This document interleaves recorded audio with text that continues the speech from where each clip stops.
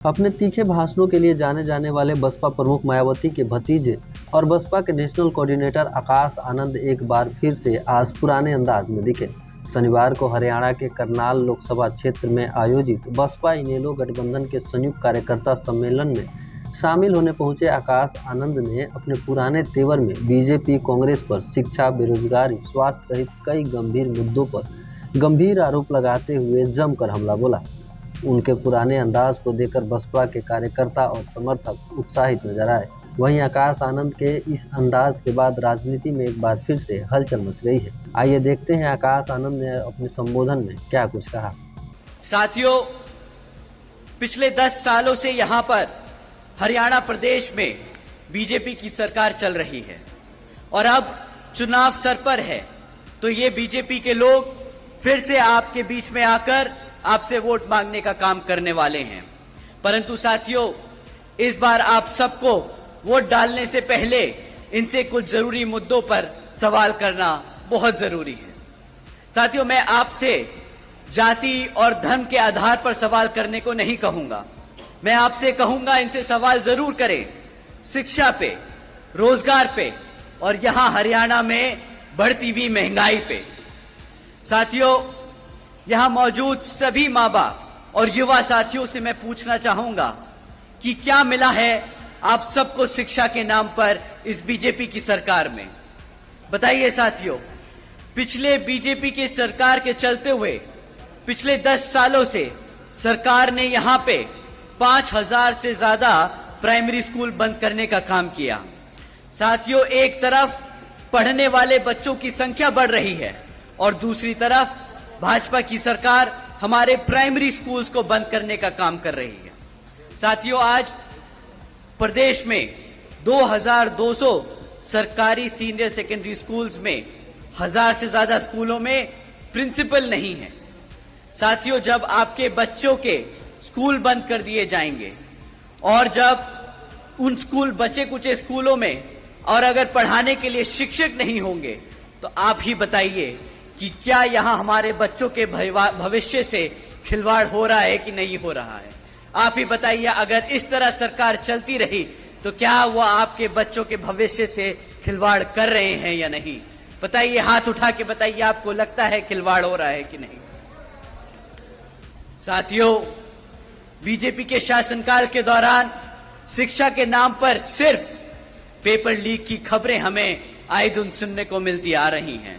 साथियों, ऐसा कोई भी सरकारी डिपार्टमेंट नहीं बचा जिसकी भर्ती के परीक्षा के पेपर पिछले 5 से 10 सालों में ना लीक हुए हो। आप ही बता दीजिए, जो हमारे युवा साथी आज यहां मौजूद हैं, आपने कितनी सरकारी नौकरियों के लिए परीक्षा दी और कितनी आपके परीक्षा के जो दिए हुए पेपर हैं वो लीक हो गए और आपको नौकरी नहीं दी गई? बताइए, यहां मेरे जितने भी युवा साथी हैं हाथ उठाकर बताइए। साथियों, हकीकत तो ये है कि बीजेपी हो या कांग्रेस, दोनों ही पार्टियों ने हमारे बच्चों के भविष्य के साथ खिलवाड़ किया। एक ने सरकार में रहकर कुछ नहीं किया और दूसरा विपक्ष में रहकर भी हमारे बच्चों की शिक्षा के लिए आवाज नहीं उठा पाया। तो साथियों, आप बताइए, क्या ऐसी पार्टियों को हक है सत्ता में आने का दोबारा? बताइए, हक है कि नहीं?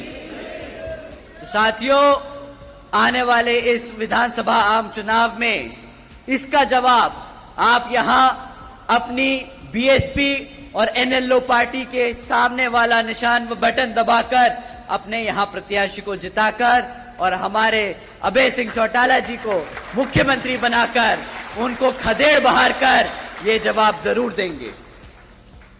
साथियों, एक तरफ बीजेपी और कांग्रेस की सरकार जो गरीब विरोधी नीतियों पर चल रही है और दूसरी तरफ हमारी आदरणीय बहन कुमारी मायावती जी की नीतियां हैं, जिसके तहत चलकर यूपी में बीएसपी की सरकार ने सावित्रीबाई फूले बालिका शिक्षा आशीर्वाद योजना चलाई थी। साथियों, आपको जानकर हैरानी होगी कि जिस तरह इस योजना के तहत 7 लाख से ज्यादा बच्चियों को 12वीं तक की शिक्षा प्राप्त करने के लिए 600 करोड़ से ज्यादा की लागत इन बच्चियों को अपने पैरों पर खड़ा कर एक उज्जवल भविष्य देने के लिए बहन जी ने उत्तर प्रदेश में खर्ची थी। और इतना ही नहीं साथियों, आदरणीय बहन जी ने अपने शासनकाल में यूपी में 5,550 से ज्यादा प्राइमरी स्कूल्स का निर्माण करवाया था। इतना ही नहीं, पहली बार बहन जी ने हॉस्टल्स में गरीब वंचितों के बच्चों के लिए 27% आरक्षण का भी इंतजाम सुनिश्चित किया था।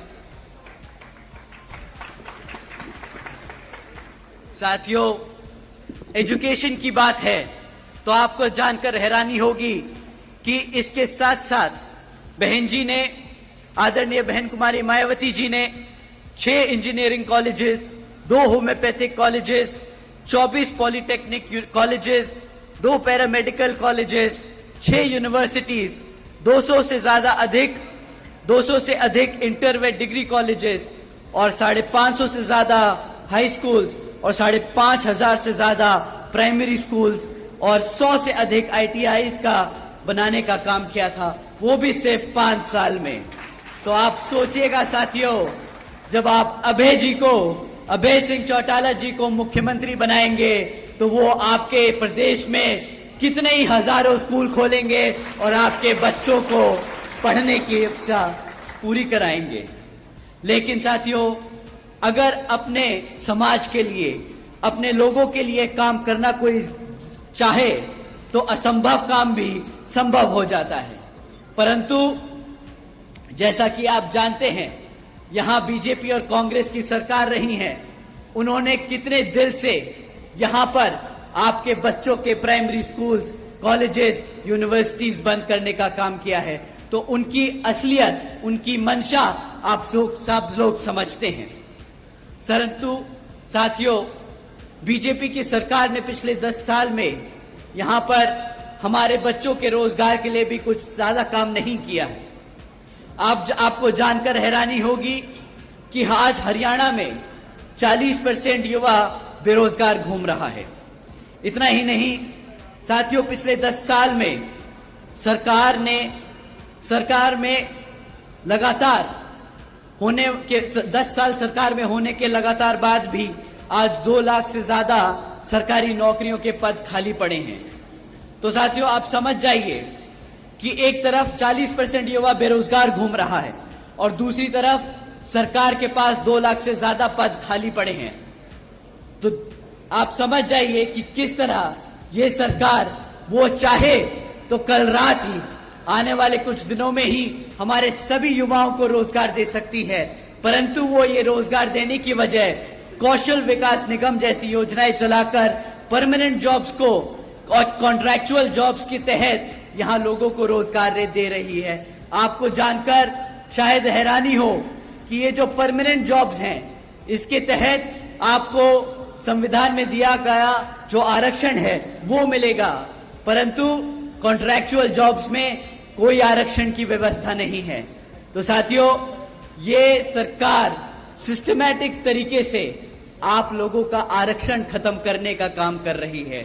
साथियों, एक तरफ बीजेपी की सरकार ऐसे काम कर रही है जहां हमारे लोगों को गरीब और कमजोर बनाया जा रहा है, और दूसरी तरफ कांग्रेस भी बीजेपी की तरह ही सरकार चला रही है, जो ऐसी बीजेपी की तरह उन मुद्दों पर उसे घेर नहीं रही तबकि वो ऑपोजिशन में बैठी है।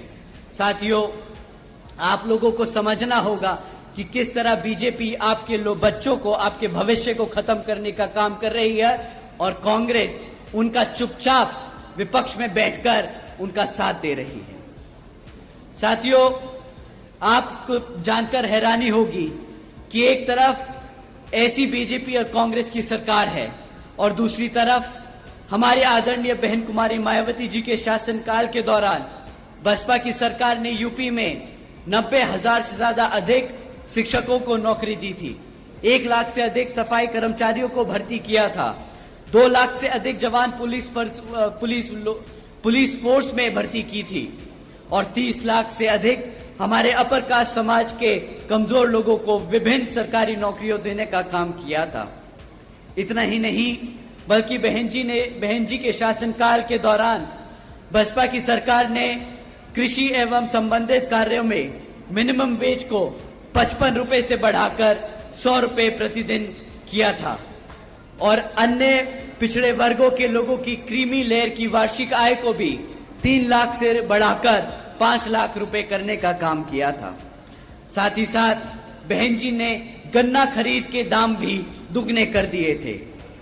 साथियों, उसी तरह जब आप अभय जी को यहां पर मुख्यमंत्री बनाने का काम करेंगे तो उसी तरह यहां पर भी आपकी फसल का सही दाम दिलाने का हमारे मुख्यमंत्री जी आप लोगों का पूरा काम करेंगे।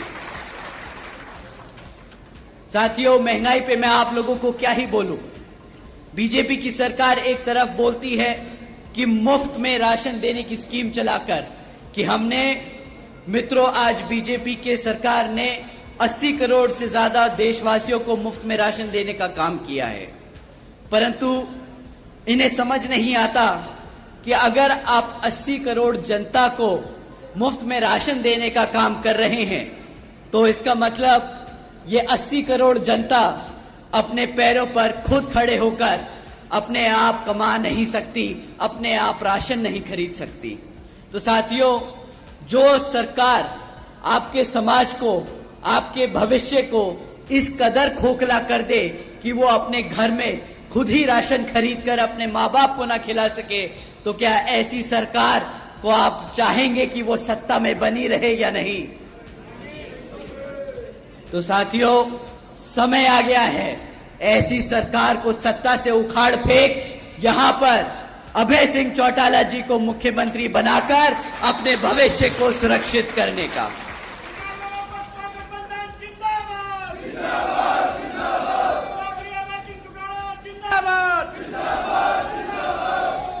साथियों, इन्हीं कुछ जरूरी बातों के साथ ही अब मैं आप सभी लोगों से और मेरी तरफ से मेरे साथ साथ व खासकर आदरणीय बहन कुमारी मायावती जी की भी यही विशेष अपील है कि इस विधानसभा आम चुनाव में आप सभी लोग हर मोर्चे पर सावधान रहें।